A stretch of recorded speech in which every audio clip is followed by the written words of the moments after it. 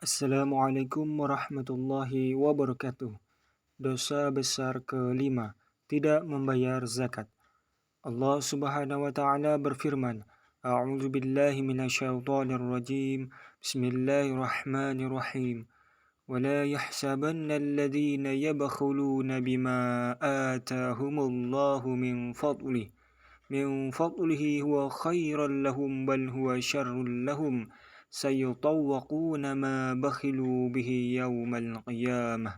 Sekali-kali janganlah orang-orang yang bakhil dengan harta yang Allah berikan kepada mereka dari karunia-Nya menyangka bahwa kebakhilan itu baik bagi mereka.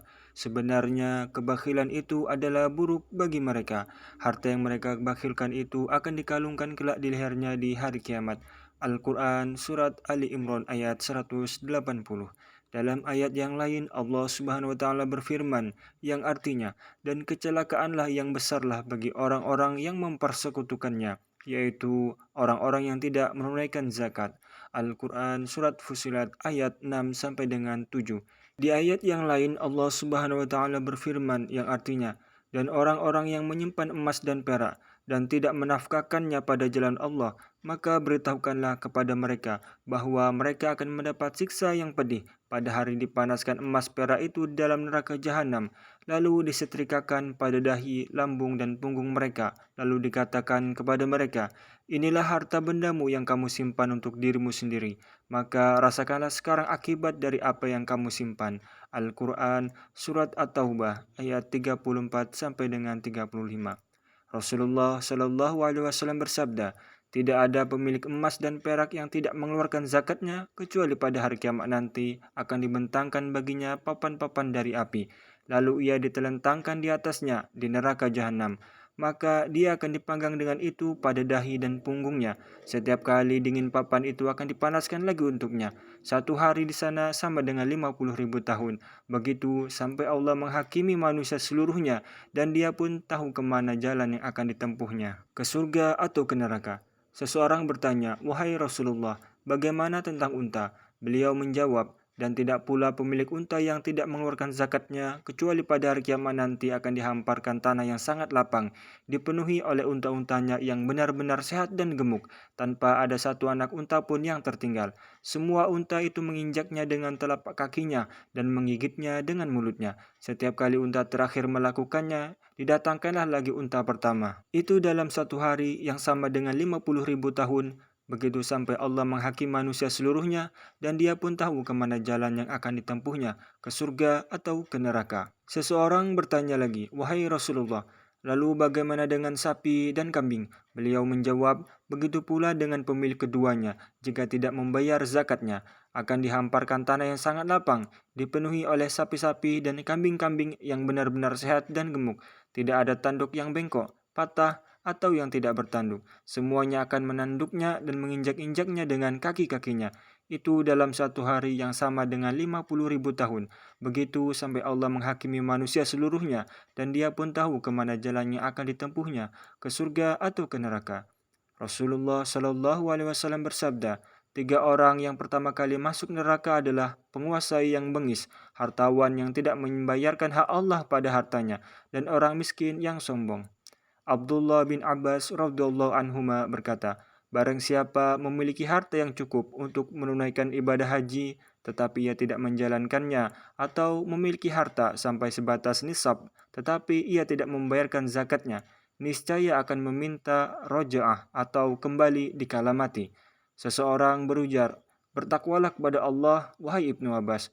Hanya saja orang-orang kafir sajalah yang meminta rojaah atau kembali di kala mati. Ibnu Abbas pun menjawab, aku akan bacakan satu ayat yang artinya, dan belanjakanlah sebagian dari apa yang telah kami berikan kepadamu sebelum datang kematian kepada salah seorang di antara kamu.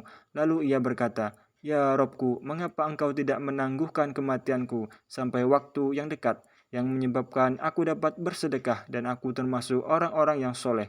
Al-Quran Surat Al-Munafikun ayat 10. Maksud bersedekah adalah membayar zakat, dan maksud menjadi salah seorang saleh adalah menunaikan haji. Seseorang bertanya, berapa nisab harta? Jika telah mencapai 200 dirham, wajib dikeluarkan zakatnya. Jawab Ibnu Abbas, "Apakah yang mewajibkan haji?" tanya seseorang lagi. Beliau menjawab, "Perbekalan dan kendaraan." Perhiasan yang biasa atau disiapkan untuk dipakai tidak wajib dikeluarkan zakatnya. Lain halnya dengan perhiasan yang sengaja dihimpun atau disimpan, wajib dikeluarkan zakatnya. Harta perniagaan wajib dikeluarkan zakatnya. Imam Bukhari meriwayatkan dari Abu Hurairah radhiyallahu an bahwa Rasulullah shallallahu alaihi wasallam bersabda, "Barang siapa dikaruniai harta oleh Allah tetapi tidak mau membayarkan zakatnya, niscaya pada hari kiamat nanti hartanya akan diwujudkan sebagai ular ganas yang memiliki dua taring bisa. Ular itu melilitnya pada hari kiamat dan mencabik-cabiknya pada kedua sisi mulutnya sambil berkata, 'Akulah hartamu, akulah perbendaharanmu.' Lalu beliau membaca ayat yang artinya, sekali-kali janganlah orang-orang yang bakhil dengan harta yang Allah berikan kepada mereka dari karunia-Nya menyangka bahwa kebakhilan itu baik bagi mereka. Sebenarnya kebakhilan itu adalah buruk bagi mereka. Harta yang mereka bakhilkan itu akan dikalungkan kelak di lehernya pada hari kiamat. Al-Quran Surat Ali Imran ayat 180. Berkenaan dengan firman Allah, pada hari dipanaskan emas perak itu di dalam neraka jahanam, lalu disetrikakan pada dahi, lambung, dan punggung mereka. Al-Quran Surat At-Taubah ayat 35.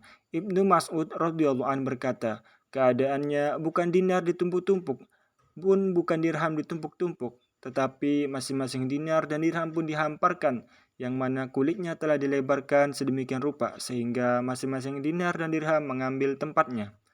Jika ada yang bertanya, mengapa khusus dahi, lambung, dan punggung yang terkena siksaan ini? Maka jawabnya sebagai berikut. Apabila seorang hartawan yang kikir melihat seorang fakir, pastilah masa mukanya. Ia lebarkan dahinya lalu berpaling atau menarik lambungnya ke samping. Dan jika orang fakir tadi mendekatinya, niscaya dia akan membelakanginya atau menampakkan punggungnya. Ia nanti akan disiksa pada ketiga bagian tubuhnya itu, agar balasan siksa itu setimpal dengan apa yang telah dia lakukan. Rasulullah Shallallahu Alaihi Wasallam bersabda, 5 dengan 5. Mereka bertanya, wahai Rasulullah, apakah 5 dengan 5 itu? Beliau menjawab, tidaklah suatu kaum itu melanggar perjanjian kecuali Allah akan menguasakan atas mereka musuh mereka. Tidaklah manusia itu berhukum dengan selain hukum Allah, kecuali akan tersebar kefakiran pada mereka. Tidaklah perbuatan keji tampak pada mereka kecuali kematian akan merajalela. Tidaklah mereka mengurangi takaran atau timbangan kecuali pancaklik dan kegersangan akan menimpa mereka. Tidaklah mereka menolak pembayaran zakat kecuali hujan akan dicegah turun pada mereka. Nasihat bagi orang-orang yang terpedaya kehidupan dunia. Katakanlah kepada orang-orang yang disibukkan oleh dunianya, sesungguhnya barang apa saja yang mereka kumpulkan itu tidak mendatangkan manfaat sama sekali, yaitu ketika ancaman bagi mereka menjelang. Pada hari dipanaskan apa yang telah dikumpulkan itu di dalam neraka jahanam, lalu disetrikakan pada dahi, lambung, dan punggung mereka. Bagaimana bisa lenyap dari hati dan akal mereka? Firman Allah, pada hari dipanaskan emas perak itu di dalam neraka jahanam, lalu disetrikakan pada dahi, lambung, dan punggung mereka. Al-Quran Surah At-Taubah ayat 35. Harta itu dibawa ke tempat pelaksanaan siksa, lalu diletakkan di tempat pemanggangan api neraka dan dibakar guna memperberat siksaan. Kemudian dibuatlah lempengan-lempengan dari api neraka supaya pembakaran kulit lebih merata. Setelah itu didatangkanlah orang yang telah kehilangan petunjuk berjalan ke tempat itu tidak bersama kaum yang bersinar cahaya mereka. Kemudian dipanaskan emas dan perak itu di dalam neraka jahanam, lalu disetrikakan pada dahi, lambung, dan punggung mereka. Dulu jika seorang miskin menemui mereka, maka yang didapatnya hanyalah keperihan hati. Jika si miskin itu meminta sesuatu dari mereka, maka mereka segera berpaling dengan segala murka. Rupanya mereka lupa hikmah Allah dalam menciptakan si kaya dan si miskin. Betapa berat kesedihan yang akan mereka jumpai pada hari dipanaskan emas perak itu di dalam neraka jahanam, lalu disetrikakan pada dahi, lambung, dan punggung mereka. Usai kematiannya, adalah ahli waris yang menikmati harta tanpa bersusah payah. Orang yang mengumpulkannya akan ditanya, dari mana dan apa saja yang kamu dapatkan?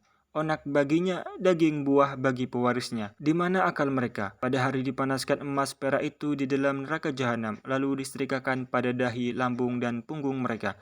Seandainya saja Anda menyaksikan mereka di lapisan-lapisan neraka, menggeliat-geliat di atas bara dirham dan dinar, tangan kanan dan tangan kiri mereka dibelenggu karena kebakhilan mereka dahulu. Kalau saja Anda melihat mereka di dalam neraka jahanam, diberi minum dari timah panas, lalu mereka berteriak-teriak. Pada hari itu, emas dan perak dilebur di dalam jahanam, lalu dahi, lambung, dan punggung mereka dibakar dengannya. Sudah berapa banyak nasihat yang diberikan kepada mereka di dunia, namun tidak ada di antara mereka orang yang mendengarkannya. Berapa banyak mereka ditakut-takuti dengan siksaan Allah, namun tidak ada di antara mereka yang merasa takut. Seolah-olah dengan harta mereka, mereka telah menjadi syuja' aqra atau ular besar. Sehingga apalah arti tongkat dan bukit tur mukjizat Musa alaihissalam.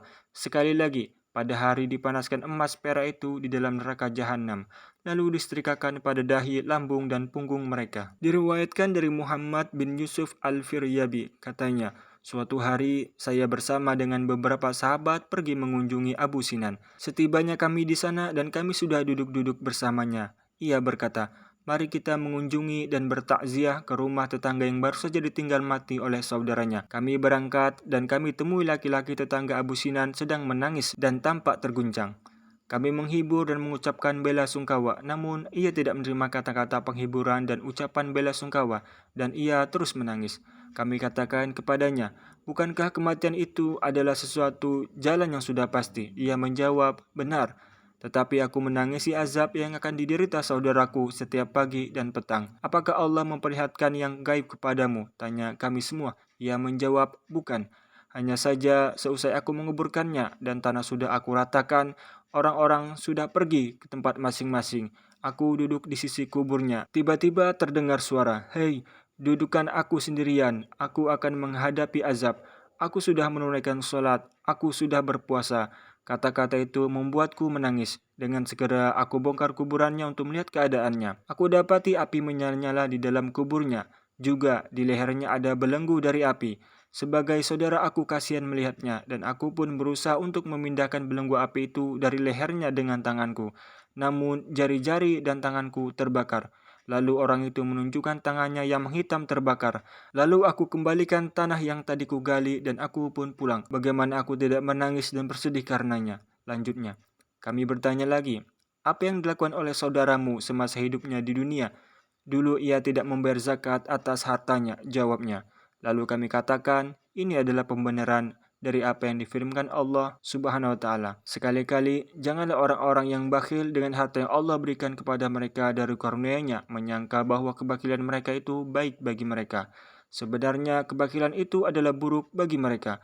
Harta yang mereka bakilan itu akan dikalungkan kelak di lehernya pada hari kiamat.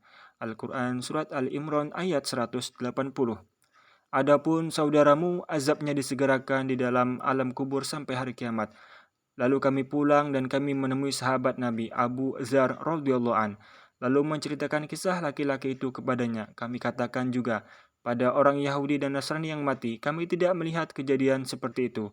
Abu Zar berkata, adapun mereka tidak diragukan lagi bahwa mereka penghuni neraka. Hanya saja Allah menampakkan kepada kalian terjadi pada orang yang punya iman adalah supaya kalian mengambil pelajaran darinya. Allah Subhanahu wa taala berfirman, "Faman absara falinafsihi wa man 'amiya fa'alaiha." Barang siapa melihat kebenaran, maka manfaatnya itu adalah untuk dirinya sendiri, dan barang siapa buta dari melihat kebenaran, maka itu pun untuk dirinya sendiri.